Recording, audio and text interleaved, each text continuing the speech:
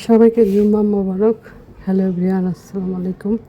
তো সকালে দেরি করে উঠলাম, উঠে নাস্তা না খেয়ে মেয়েকে রেডি করে নিয়ে চলে গেলাম। সেখানে ওর ক্লাস শুরু হয় 9:15-তে, তো আমি 9টায় বের হলাম। সকালবেলায় উঠে মোটামুটি কোনো কাজই করা হয়নি। তো সকাল থেকে ওইখানে ছিলাম, আস্তে আস্তে তো প্রায় 11:30 বাজার।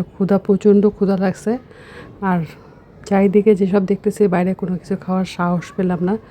আর বাসায় এসে যা টুকটাক ছিল মোটামুটি ওগুলা খেলাম। ছেলেটাও আসলো কোচিং থেকে, আজকে ওর এক্সাম ছিল, ছেলেটাকে দিলাম, আমি খেলাম, মেয়েটা খেলো। খাওয়া দাওয়া করে তারপরে একটু বিশ্রাম নিয়ে তরকারি কেটে কুটে আবার যে বাসি কাজ সব কিছু সেরে রান্না করতে আমি আর আজকে রান্নার ভিডিও করতে পারি নাই। তা মাছ ভাজা, শুকনো মরিচ ভাজা দিয়ে আমি ভাত খাচ্ছি। আর মেয়ে মাছ ভাজা পছন্দ করে, ও পছন্দ করে, তবে ওকে বেছে দিতে হয় মাছটা। তা মাছটা ওকে বেছে দেবো, আমি খাবো। আর ডাল রান্না করেছি, আলু দিয়ে মুরগি মাংস রান্না করেছি। মুরগি মাংসটা রান্না করেছি যেহেতু শুক্রবার, মুরগি মাংসটা রান্না করলে কী হয়, আমার রাতেও হয়ে যাবে।